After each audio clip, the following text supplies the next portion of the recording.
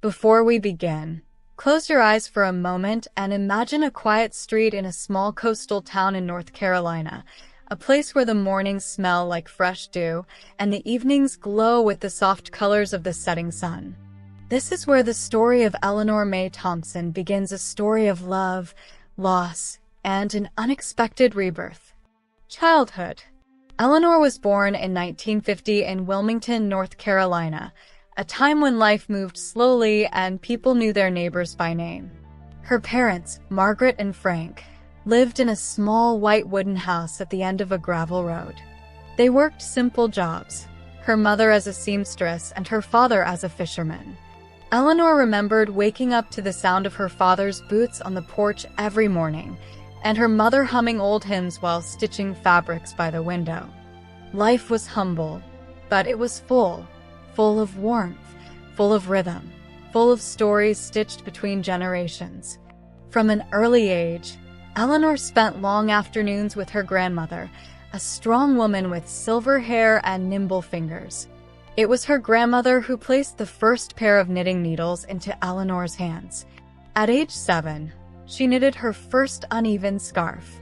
Everyone laughed at its crooked edges, but her grandmother wore it proudly through the winter. Those moments, the click of needles, the smell of warm tea, the softness of yarn, planted seeds in Eleanor's heart that would not bloom until much later in life. Growing up. As Eleanor grew older, she became known in her neighborhood as the gentle, helpful girl who was always willing to lend a hand. She was soft-spoken, observant, and deeply connected to the simple joys of life. The flutter of birds in the backyard, the texture of freshly washed laundry, the calm of rocking chairs on the porch. School came and went, and while Eleanor was not the loudest or the most popular, she had a kindness that people gravitated toward. Teachers remembered her as quiet but golden-hearted. Friends felt safe around her. Even as she entered her teenage years, knitting remained her peaceful escape, a place where the world slowed down and her thoughts aligned. Every stitch carried an emotion: happiness, sorrow, hope. Early adulthood. In her early 20s, Eleanor worked at a small bakery in town. Each morning she woke before sunrise, tying her apron as she inhaled the sweet scent of warm bread. Customers loved her smile, shy but sincere, and many visited the bakery just to hear her say, "Have a beautiful day." Eleanor never dreamed of big cities or fast life. She wanted something simple: a home, a family, a porch where she could sit with her future husband and watch the world drift by. She didn't know it then, but life was slowly guiding her toward the person who would change everything, the porch that would matter later. Behind the bakery was an old wooden porch where Eleanor would often take her lunch breaks. She would sit on the steps, knitting quietly as the sun warmed her shoulders. The porch became her sanctuary, a place where she felt connected to her grandmother, to the earth, and to herself. She had no idea that decades later, a different porch, her own porch, would become the birthplace of a small business, a community, and a new life. But for now, she was simply a young woman with a hopeful heart, sitting on wooden planks, knitting dreams she didn't yet understand. And in just a short while, life would introduce her to Thomas, the man who would become her husband, her companion, her anchor, and eventually, the memory that would break her before helping her rebuild. First encounter. Eleanor first met Thomas Raymond Thompson on a warm spring afternoon in 1972. She was 22 years old, standing outside the bakery during her break, holding a paper cup of sweet iced tea. The air smelled of magnolia blossoms. The world felt slow and pleasant. Thomas pulled up in an old blue pickup truck, the kind that rattled a little when it stopped but had a certain charm to it. He stepped out holding a basket of fresh peaches from his family's farm. He smiled, that kind of honest smile that reaches the eyes. "Are you Eleanor?" he asked gently. She nodded, surprised. "My mama says you're the girl who makes the best cinnamon rolls in this town," he teased. Eleanor blushed. She had no idea anyone even noticed. It was a simple introduction, But simple moments often begin the greatest stories. Getting to know each other. Thomas started visiting the bakery more often. Some days he bought bread, some days peaches, and some days nothing at all. He would lean against the counter, chatting with Eleanor about the changing weather, the fishing conditions, or his latest attempt at repairing his old truck. Eleanor, naturally shy, found herself opening up to him in a way she never did with others. She felt safe around him, held by an invisible kindness. After weeks of small exchanges, Thomas finally asked, "Would you like to take a walk with me? Maybe after your shift?" Eleanor felt her heart flutter, but she nodded. Their first walk was slow, gentle, and unpretentious. They talked about childhood memories, favorite foods, little dreams, and even fears. Thomas listened to her with a patience that made her heart soften. What began as a quiet walk became a ritual. Every Thursday, every Sunday, rain or shine. The courtship. Over the next year, their bond deepened naturally, like the slow bloom of a morning flower. They didn't chase love.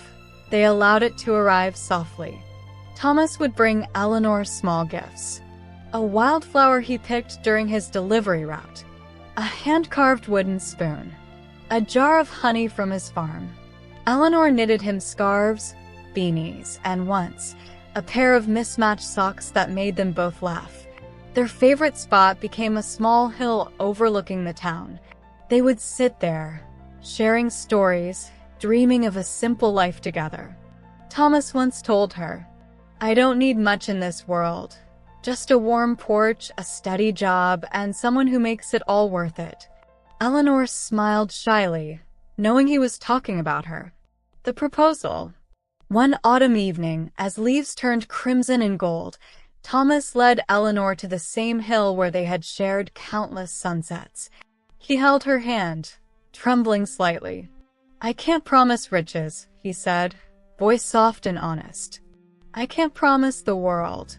But I can promise to love you for the rest of my days, and I want to spend every one of those days with you."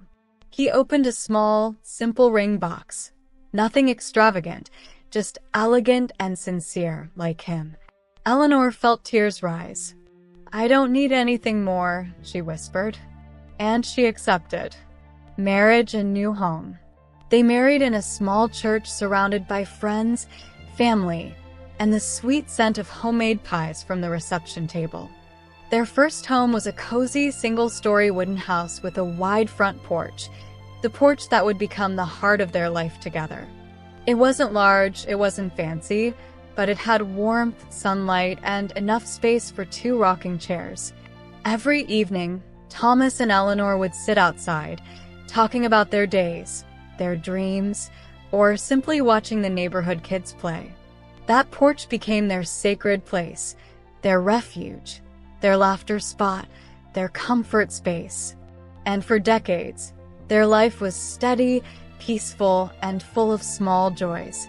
Neither of them knew that one day, that same porch would be where Eleanor would cry, heal, and later rebuild her life after losing the man she loved so dearly. A normal day. Until it wasn't. Eleanor always believed that life had a rhythm, a predictable, comforting rhythm. Wake up, make breakfast, kiss Thomas goodbye, knit a little, cook dinner, spend the evening together on the porch. Repeat.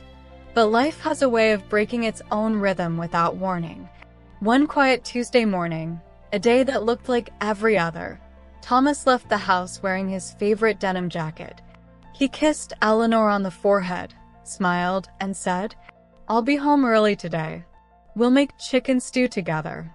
Those were the last words she would ever hear from him. The phone call. Around noon, the house phone rang. Eleanor, who was knitting a soft gray shawl, picked up casually, expecting a call from her neighbor or sister. Instead, she heard a voice she didn't recognize. "Ma'am, are you the wife of Thomas Thompson?" Her hands instantly grew cold. The voice continued. "There's been an emergency. Your husband has been brought to the hospital. You need to come immediately." Everything after that blurred. The shawl slipped from her hands. Her breathing turned shallow. The room became unbearably quiet. She grabbed her coat and hurried out the door, not knowing that she was stepping into the longest, hardest day of her life. At the hospital. The hospital smelled like antiseptic and sorrow. When Eleanor arrived, a nurse guided her to a small waiting room, the kind with gray chairs and a ticking clock that seemed too loud. Minutes felt like hours. A doctor finally entered, holding a clipboard and wearing an expression Eleanor would never forget, a mixture of sympathy and helplessness. "Mrs. Thompson, your husband suffered a severe heart attack." Her heart stopped. "We did everything we could, but I'm so sorry." The world around her dissolved. She couldn't hear the rest of the doctor's words. Something about timing, about efforts, about how quickly it all happened. All she could think was, but he said he'd be home early. He promised we'd cook stew. The walk out of the hospital. Leaving the hospital felt like walking through a fog. The air felt heavier, the road longer, the sky dimmer. Eleanor reached home and stepped onto her porch, the porch where she and Thomas had shared thousands of sunsets. But this time, the chair beside her was empty. Utterly, painfully empty. She sat down and wept, for hours, maybe days. Time didn't exist. The world outside continued. Cars passed, children played, neighbors walked by. But inside Eleanor's heart, everything had stopped. Grief becomes daily life. For weeks, Eleanor couldn't bring herself to do much of anything. She woke up, but she didn't feel awake. She ate, but tasted nothing. She moved, but felt anchored by grief. Every room in the house echoed with Thomas's memory, his laughter, his footsteps, his habit of humming old country songs. The porch, once a place of comfort, became a place of heartbreak. She would sit in her rocking chair, staring at the empty one beside her, wishing for just one more conversation, one more smile, one more quiet evening together. Neighbors brought casseroles, pies, and warm words, but none of it could fill the silence Thomas left behind. Eleanor had lost not just her husband. She had lost her partner, her rhythm, her sense of direction. And she didn't yet know that this deep, unbearable loss would eventually become the soil from which a new chapter would grow. A chapter she never expected to write. A chapter that began with survival. And a porch that refused to let her give up. The silence after loss. In the weeks after Thomas's passing, the house felt different. It wasn't just empty, it was hollow. The clock still ticked, the fridge still hummed. The wind still rattled the porch railings, but everything felt muted, like the world had turned down its volume. Eleanor found herself drifting through the days. Some mornings she woke up and forgot for a moment that she was alone, but the reality always returned like a cold gust of wind. She tried to keep up her routines, but grief can be like a heavy blanket, warm in its familiarity, but suffocating in its weight. She slept too much, ate too little, and the joy that once filled her life seeped away drop by drop. Financial reality hits. One afternoon, as she sat sorting through Thomas's things, Eleanor finally opened a stack of envelopes she had been avoiding. Medical bills, insurance letters, notices about unpaid balances. She didn't want to look. She didn't want to know. But survival has a way of forcing truth onto the table. The numbers frightened her. Even with Thomas's life insurance, the cost of the hospital stay, the emergency procedures, and the final services had left a heavy burden. Eleanor had Social Security, but it wasn't enough to cover everything comfortably. For the first time in decades, she faced the reality that she might have to make difficult choices about bills, about her home, about how to keep living. Loneliness and health decline. The emotional strain quickly became physical. Eleanor felt tired constantly. Her joints ached more. Her doctor noted that her blood pressure had risen, and she was losing weight. "You need support," he told her gently. You need purpose, movement, connection. Grief can't live alone in your chest. It will break you. But Eleanor didn't feel ready to reconnect with the world. She felt safer inside her sorrow, even if it hurt. Loneliness crept in quietly, like a second shadow. Even when neighbors visited, even when her sister called, there was a part of Eleanor that felt unreachable, a part frozen in the moment when the doctor said Thomas was gone. Her days became a loop of silence and slow breaths. The first choice to keep going. That night, Eleanor sat on her porch, the first time she had done so in weeks. The chair beside her was still painfully empty, but she held the knitting needles tightly, grounding herself. She didn't start knitting right away. She just sat there, feeling the cold air, the familiar creak of the wooden boards, the memory of Thomas humming beside her. Eventually, very slowly, she began her first stitch. The yarn moved awkwardly at first. Her fingers trembled. Her heart ached with every loop and pull. But she kept going.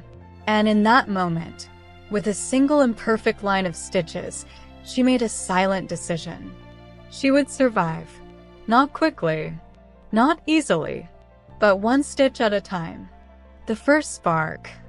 The sun had barely climbed over the sleepy rooftops of Maplewood when Eleanor Mae finally found the courage to open a small wooden chest that had been sitting untouched for years. It rested quietly at the foot of her bed, an old, cedar-scented time capsule from a different life, a life she thought she had left behind. Her hands, still trembling from yesterday's worries, reached for the latch. The metal was cool, familiar, almost comforting. And as the chest creaked open, a gentle wave of warmth seemed to rise from within. Inside, wrapped in soft tissue paper yellowed with age, lay a knitted blanket, her grandmother's blanket. A piece of home.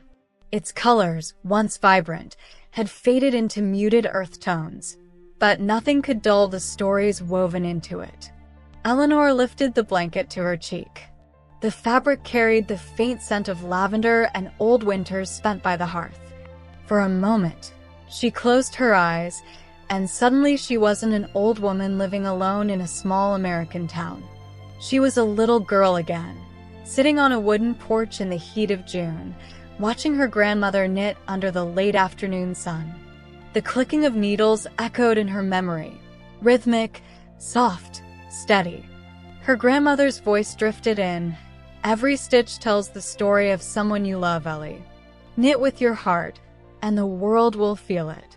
A warmth spread in Eleanor's chest, something she hadn't felt in years. The world outside her window still felt uncertain, still felt heavy, but inside that chest, hope had been quietly waiting. Beneath the blanket, she found her old knitting needles, polished, smooth, familiar. She hadn't touched them since the years when she and her husband, Henry, were still dreaming about a small family of their own. She had set knitting aside the day Henry passed, as though her hands had forgotten how to create joy without him. But holding those needles again brought a new heartbeat to the quiet room. It was small, gentle, but unmistakably alive. She sat on the edge of the bed, letting the memories wash over her. The scarves she made for neighborhood children, the mittens she gifted to Henry each winter, the tiny baby hats she knitted for charity drives. She remembered the joy of creation, the purpose behind every loop and thread.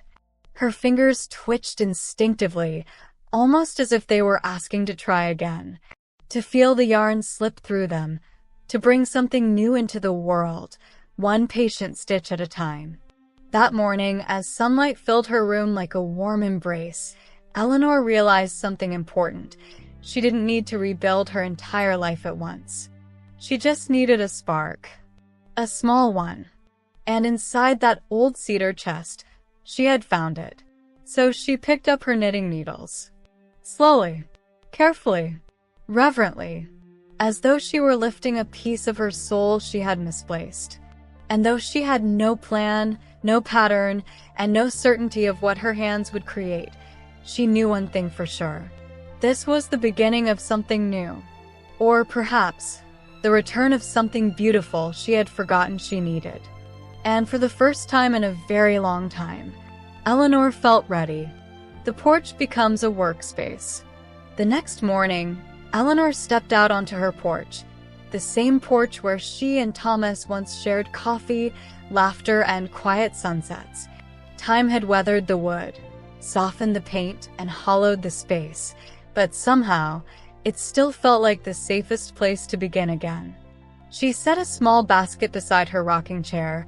Inside, balls of soft yarn in gentle blues, warm browns, and baby pink pastels. The knitting needles lay across her lap, and for a long moment, she simply sat, watching the quiet street, feeling the cool morning breeze brush past her cheeks. The first scarf. With a deep breath, she began her first stitch in years. The yarn moved awkwardly at first, her fingers stiff, uncertain, almost shy. But muscle memory is a powerful thing. What we love never fully leaves us. Within minutes, her hands remembered their old rhythm. Loop, pull, slide. The porch filled with the soft, familiar whisper of yarn gliding between fingers. Her first project was a simple scarf. Thick, warm, comforting, much like the ones she used to make for Thomas during winter storms. As the fabric grew, inch by inch, something in Eleanor grew too, a sense of quiet pride she had forgotten existed. Baby blankets and shawls. After the scarf came a small baby blanket, the kind she used to donate when she had a little extra time and a lot of extra love. Pastel yarn slid effortlessly across her lap as she knitted row after row. The blanket became a symbol, not of the children she never had, but of the compassion she had always carried. Next came a shawl, soft, flowing, delicate. She chose pale lavender yarn for this one, a color Thomas always said made her look like she carried springtime on her shoulders. Neighbors began to notice. As the days passed, neighbors walking their dogs or collecting their mail began to notice Eleanor on her porch, head bowed, needles clicking gently, a peaceful glow settling over her small home. Mrs. Hawkins from across the street was the first to stop and comment. "My goodness, Eleanor, that's beautiful. I had no idea you were so talented." Eleanor felt her cheeks warm. It had been years since anyone complimented something she made with her own hands. Another neighbor, young Melissa, paused on her afternoon jog. She admired the pastel baby blanket draped over the porch railing. "Did you make that? It's lovely. My sister is expecting. She would absolutely adore something like this." The first request. The compliment filled Eleanor with a quiet joy, but the next moment filled her with purpose. 3 days later, Melissa returned with a hopeful smile. She hesitated, shifting nervously before speaking. "Eleanor, would you consider making a blanket for my sister's baby shower? I'd love to pay you for it." The words landed softly, like a gift she never expected. Someone wanted her work. Someone valued her hands, her skill, her effort. Eleanor blinked back a sudden sting of tears. She nodded, trying not to let her voice wobble. "Yes, I would love to." And with that, her porch transformed. The emotional healing begins. As she knitted Melissa's blanket, soft cream yarn, patterned with gentle waves, something inside Eleanor began to shift. Each stitch felt like a tiny repair to her heart. With every loop, she felt less alone. With every row, she felt Thomas's presence, not as a weight of grief, but as a soft warmth guiding her hands. The porch became more than a workspace. It became a sanctuary. The rocking chair, once a relic of quiet evenings with her husband, now held her through mornings filled with purpose. The yarn basket became a symbol of possibility. The sound of knitting needles, a new rhythm of healing. Closing emotional arc. Eleanor realized something powerful. She wasn't just knitting scarves or blankets. She was knitting her way back to life. What began as a single scarf on a quiet morning became the first step toward reclaiming her independence, her strength, and her joy. And as the sun set behind the rooftops of Maplewood, casting golden light across her porch, Eleanor Mae smiled softly, knowing that this was only the beginning. Turning hobby into business. Eleanor had never imagined that a single blanket, made with quiet hands on a quiet porch, could create such a ripple. But life has a way of surprising us when we finally open the door to possibility. Word spreads faster than expected. 2 days after delivering the baby blanket to Melissa, something happened that Eleanor didn't expect. Something she wasn't prepared for. Melissa had taken a picture of the blanket, draped beautifully over a rocking chair, sunlight falling across the soft cream yarn. With a smile, she uploaded it to Facebook, writing a few heartfelt lines about an incredible local lady who makes handmade treasures. Eleanor didn't even know the post existed, but the town of Maplewood did. The first rush of orders. The next morning, Eleanor opened her front door to find a colorful envelope tucked under her doormat. Inside was a simple note from a neighbor she barely knew. "I saw your work online. Could you knit a shawl for my mother's birthday? I'll pay anything you think is fair." Eleanor blinked at the message, her heart fluttering like a bird taking flight. By noon, Melissa burst onto the porch, breathless with excitement. "Eleanor, you won't believe this. Your blanket post has over 400 likes. People are asking if you take orders." Eleanor just stared at her, stunned. She had never imagined herself in demand. Hesitation and self-doubt. But with the excitement came something else, hesitation. She was 72. She had never run a business. And technology? That felt like a mountain too steep to climb. For a moment, she wondered if she should decline the orders. Hide behind her comfort zone. Retreat into the quiet safety of small things. But then she looked down at her knitting needles and remembered the feeling of purpose they had brought back into her life. Maybe, she thought, this is my chance to step forward, just once more. Learning simple digital tasks. Melissa offered to help, showing Eleanor how to check her messages, how to reply, how to save pictures people sent her. It wasn't easy. Some days Eleanor felt clumsy, embarrassed, even frustrated. But she kept trying. Her fingers, trained through decades of knitting, learned a new kind of pattern. One of clicking buttons, typing short replies, navigating simple tools. Slowly, she grew more confident.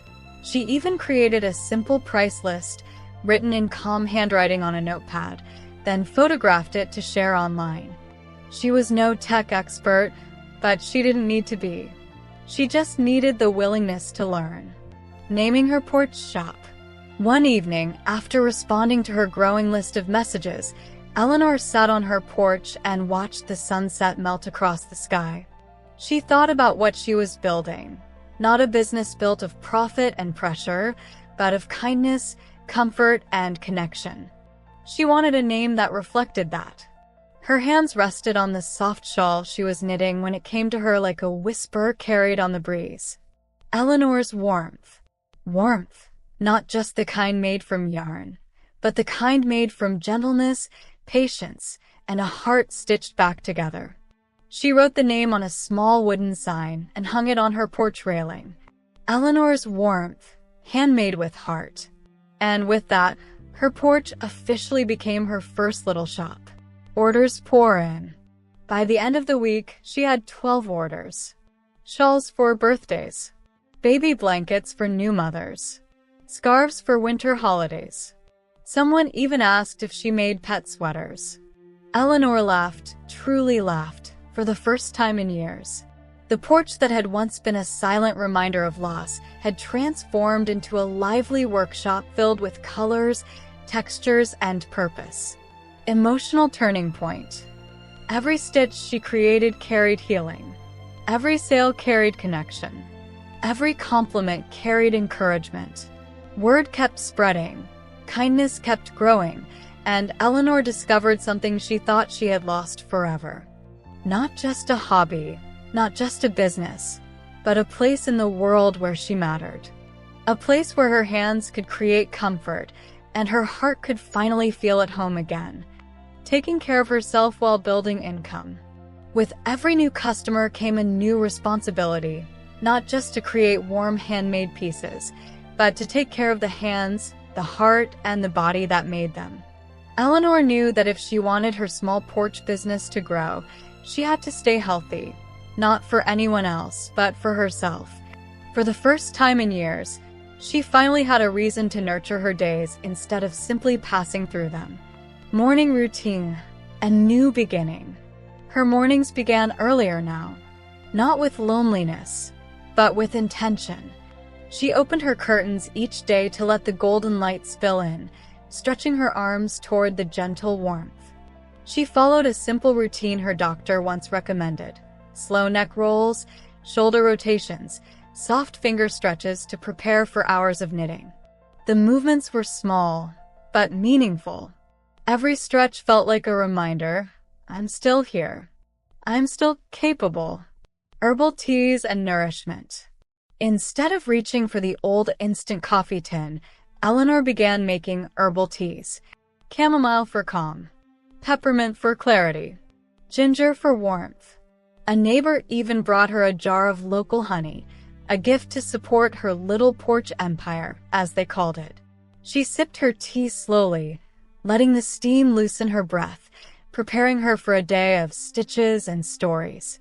This small ritual became an anchor, a reminder to take things slow, savor the moment, and nourish herself from the inside out.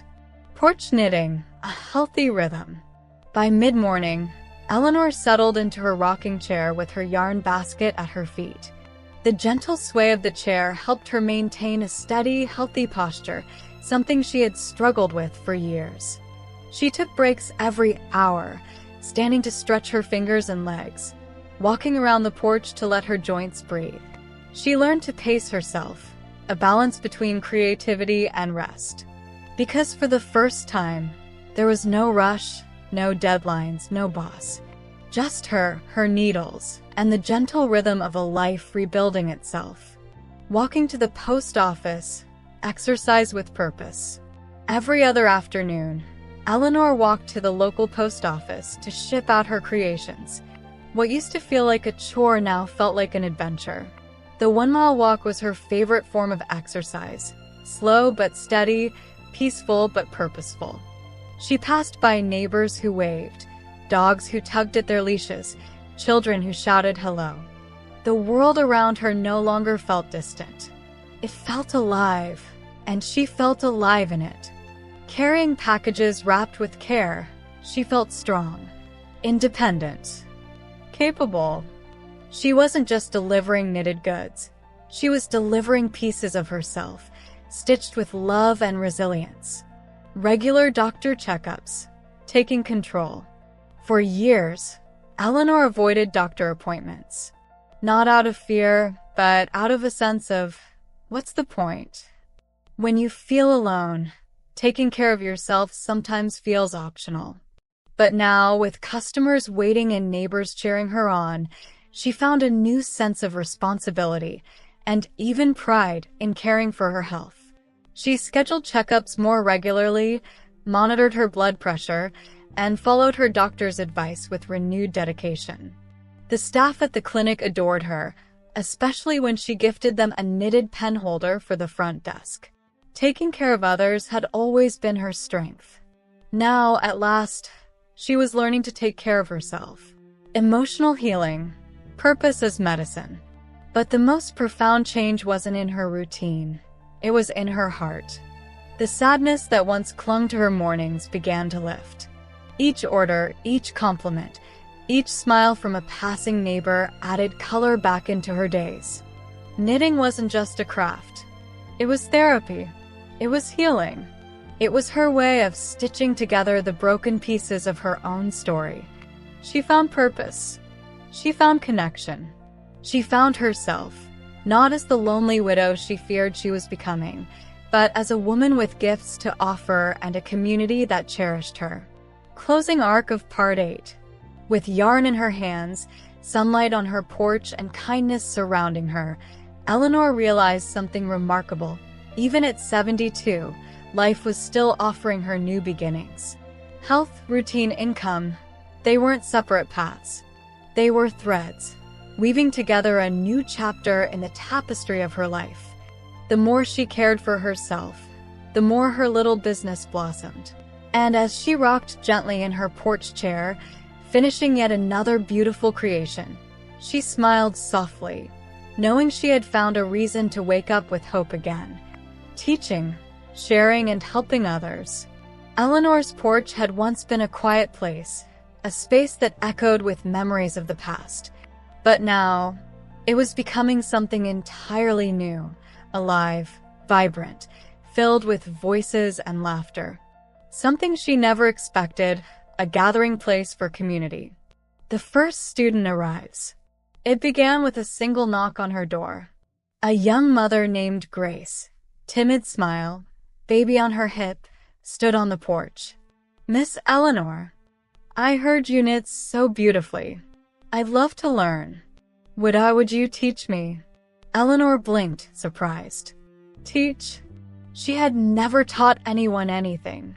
But something in Grace's eyes reminded her of her younger self, hopeful, eager, searching for something meaningful to hold on to. So she invited her in. And the porch began its transformation. Weekly porch circles began. Word spread quickly. By the following week, 3 more women showed up, a retired school teacher, a single mom new to the neighborhood, and a teenager looking for a hobby to ease her anxiety. They gathered every Wednesday afternoon, sitting on mismatched chairs Eleanor pulled from her attic. Yarn baskets sat in the center of the porch like colorful treasure chests, filled with blues, greens, golds, soft browns. The women shared stories as they learned to knit, stories of motherhood, heartbreak, new beginnings, quiet triumphs. Eleanor watched them with a gentle smile. She wasn't just teaching them to knit, she was teaching them to breathe. The power of sharing meals. Soon, the knitting circles turned into something more. Grace brought homemade muffins one week. Miss Clara brought vegetable soup the next. Someone started bringing iced tea. Another brought bags of yarn. Another offered fresh fruit from her garden. The porch became a place of sharing. Food, stories, struggles, victories. It felt like a small blessing each week. Women supporting women. Strangers becoming friends. A tiny community forming stitch by stitch. Eleanor often sat back quietly, letting the laughter wash over her, a melody she didn't realize she had been missing. Helping young mothers and new neighbors. Eleanor's kindness didn't end with knitting lessons. When young moms struggled to afford yarn, she gave them her extra supplies for free. When a woman's baby wouldn't stop crying during the sessions, Eleanor knitted a tiny hat for the newborn right on the spot, calming the room with nothing but the soft rhythm of her hands. For the women who were new to town, Eleanor made sure they felt welcomed, offering homemade cookies, small knitted gifts, or simply listening when they needed someone to talk to. Her porch became a sanctuary, a space for healing, connection, and belonging. The porch circle grows. What began as 4 women quickly grew into 8, then 10, then 12. Eleanor had to borrow chairs from 3 different neighbors just to fit everyone. Cars slowed down when passing by, passengers smiling at the lively little porch on Maplewood Street. Some women came to learn. Some came to talk. Some came just to sit in the presence of others, breathing through their own quiet battles. And Eleanor welcomed all of them. Eleanor finds her role, a quiet leader. She never expected to become the leader of anything. But as weeks turned into months, the women began looking to her, not just for knitting guidance, but for wisdom, grounding, steadiness. Her gentle voice became the calm in their storms. Her porch became a refuge for worn-out hearts. Her kindness became the thread that tied them all together. And in giving them a place to belong, She healed parts of herself she didn't know were still broken. Closing arc of Part 9. Eleanor never set out to build a community. She simply opened her porch and her heart. But sometimes, that's all it takes. What began as a way to survive became a way to connect, a way to uplift, a way to bring women together in friendship, purpose, and shared strength. Her porch was no longer a symbol of loss. It was a symbol of hope, a place where stitches became stories, and stories became family. Her legacy. Now at 72 years old, Eleanor steps onto her porch just as the morning sun brushes the wooden railings with gold.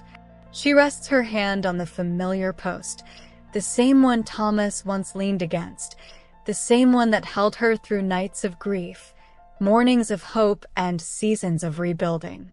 She looks around slowly, at the rocking chair that has molded to the shape of her body over years of sunrise knitting, at the small table where she's packed thousands of orders, at the wind chimes she made from old knitting needles, each chime a soft reminder of how far she has come. A tender smile forms on her face. This porch, her porch, is no longer just wood and nails. It is the home of her reinvention. Her sanctuary. Her quiet, steadfast witness. She thinks of Thomas, his laughter echoing across these steps, his voice telling her she could do anything. Even now, she imagines him sitting beside her, proud, supportive, glowing. Eleanor doesn't measure her success in money, though she earns enough to live comfortably. She measures it in people. The young mother she taught to knit, who now sells her own scarves. The lonely widow down the street who found friendship in Eleanor's porch circle. The dozens of customers who write, "Your blanket made my home feel warm again." The children who come by just to hear her stories. Her work stitched a community together, one thread at a time. And today, as she picks up a soft skein of yarn, she pauses, holding it gently, thoughtfully. She whispers to herself, This is what purpose feels like." She reflects on the years she spent lost in grief, unsure how to move forward. She remembers the fear of starting over, the trembling hands, the doubts, the nights she thought she might break. But she didn't break. She bent. She adapted. She grew. And in that growth, she discovered something she never expected at her age. A brand new chapter. Eleanor leans back in her rocking chair, the sun warming her face. She picks up her needles, the rhythm familiar and comforting.